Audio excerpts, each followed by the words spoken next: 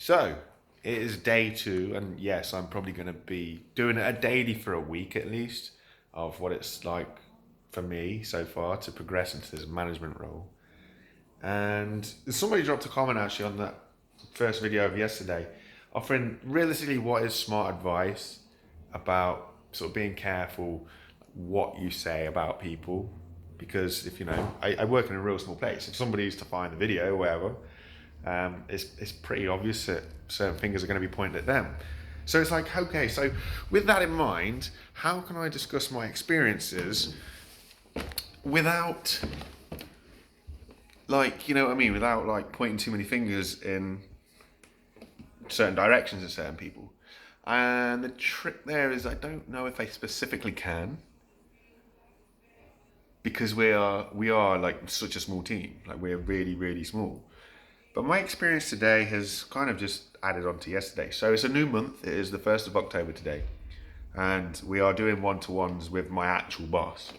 So if you don't know what that is, it's basically my boss will sit me down and just have a talk to us about where things are at, expectations, problems, whatever else. He will then sit the other employees down, basically same situation, one-to-one. So as employees, we don't get to hear what the other employees are saying, if that makes sense. So it obviously is an interesting one. It's the first week that I am a manager, and they took the other employees away and they spoke to them first before calling me in and asking me what's up and what things are. And it was a case of what is my experience so far. I mean, it's only really fresh, right? It's literally the second day. The other people found out on Friday. So how was that like? And the only thing that I could say is something that I've said in a few previous videos. It's attitude. And today's been a, when you go through, like, the first day, okay, things were a little bit frosty. The second day, it's just like the confirmation of the doubling down. And it kind of makes what could have been a decent situation for everybody, it makes it a painful situation for everybody unnecessarily. In that, I used to speak to these people every day, and we would talk about absolutely anything. We'd even talk about them upstairs, the big wigs that run the business. And it's a case of, I was always trying to learn, okay, what can I learn from this person? So that if things do progress in a certain direction, how can I help them get what they need to feel, that they're in the right place for themselves? So it was always a case of listening to them and, trying to learn lessons and stuff. But then this week, there's no conversation whatsoever. If I try and talk to them, I get basically stared down and snubbed. And the irony of that is it's all because of the promotion. I've not said anything to them. I've not tried to, overrule them or anything. I've not tried to boss them around or do anything. I've just literally let them get on with it. Something that they say is they're never allowed to use their intuition. So I was like, I'm just gonna let them do what they got to do and use their intuition. Like, if they show that they're capable, then it's a benefit to them.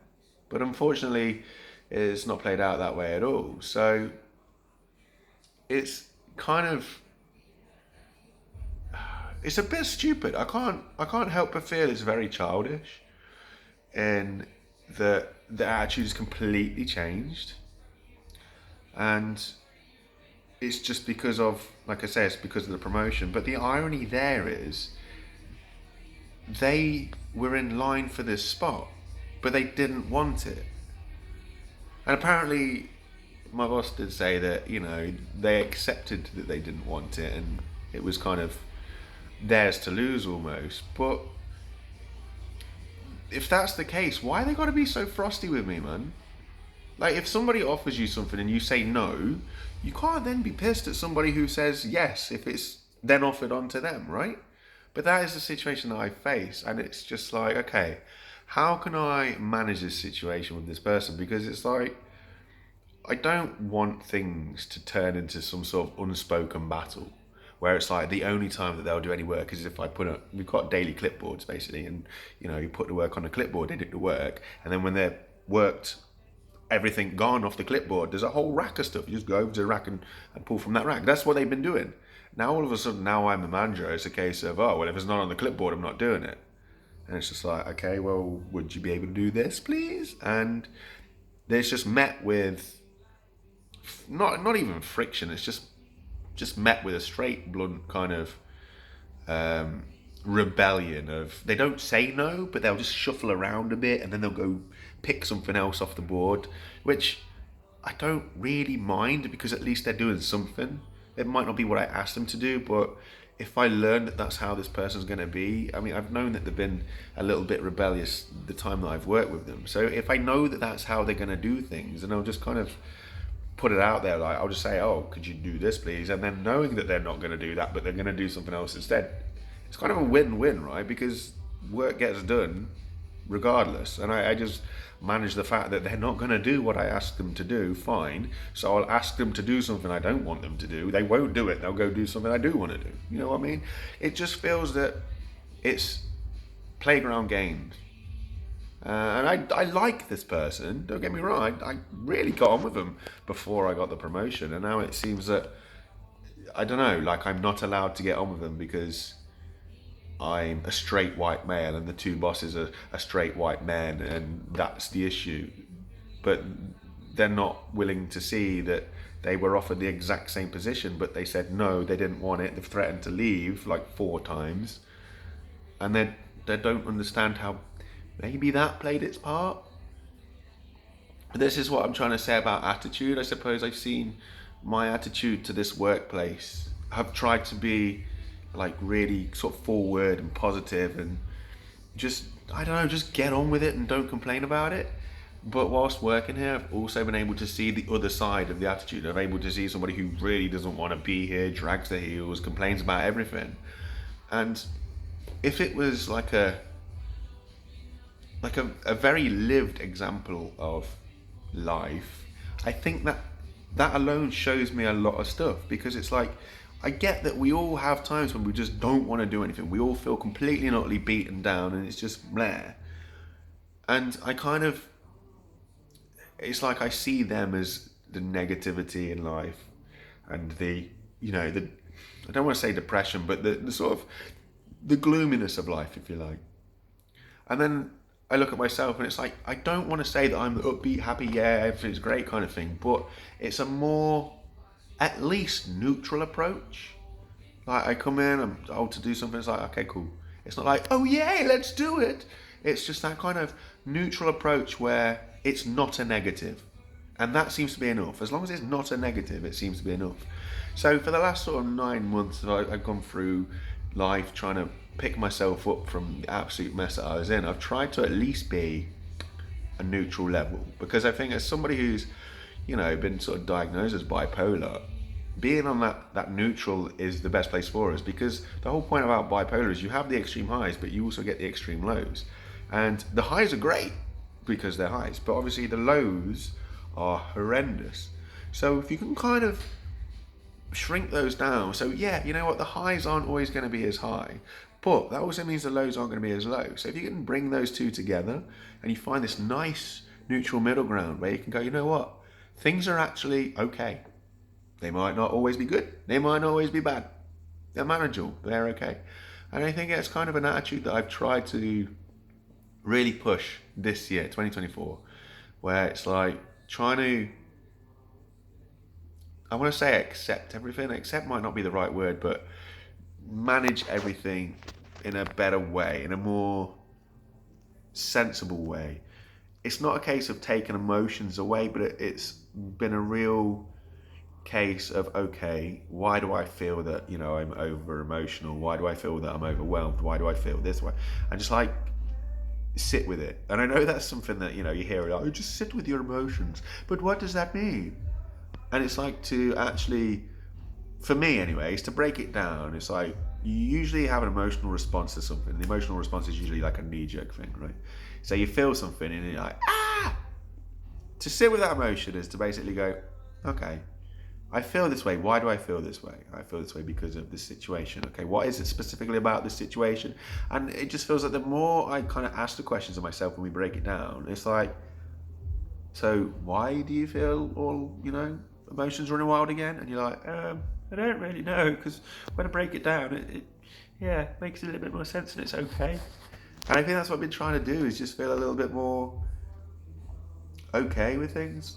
And it's, as bad as it is, it's accepting that some parts of life will be. You can't please everybody all the time. And it's a really hard, because obviously life has its really, really big lows. And as mad as it is, it's sort of, I don't know, I don't want to say accepting that they happen, but it's basically being aware that no matter what you do, certain things in life are gonna just happen anyway. And so it's the best to try and, oh, sorry, I'm getting choked up because I'm thinking too much about, real bad things. But it's best to try and just live some sort of life as you can. If you live in doom and gloom all the time, that's how your life's going to look, I've really tried to, pick my feet up, pull my socks up, whatever you want to say, this last 12 months. And it has been hard. It's been bloody hard work. But you know what? It's been okay. I mean, we got through September, right? September's usually a rubbish month for me, and it's already October. So for me, I think that's enough of a telltale sign. But yeah, and so, sorry, this video has been massive. I'm not going to edit this one either. So day 2 of being a manager, still feeling frosty, still not sure about it, and I just don't get, I don't get why. Just talk to me. I'm here to talk to. I'm here to help you. And what's really annoying is, that you gave the opportunity away. Don't get frosty at me because of your choice. Long story short, I only did this because, my boss came to me and said, we offered this person this. They said, no, how do you feel about it? I won't lie, I felt kind of pressured that I had to. But if you want nice things in life, if you want, progress or growth in life, you have to step outside your comfort zone. And you know what? Maybe this isn't the wildest step outside of my comfort zone it is, but I've never been a manager. I don't know what I'm doing. There's no better place to learn than do it. And I suppose with a team that's so small, it's a perfect place to kind of understand how it all works, understand how management works, how you got to manage people, individuals, jobs, whatever it is.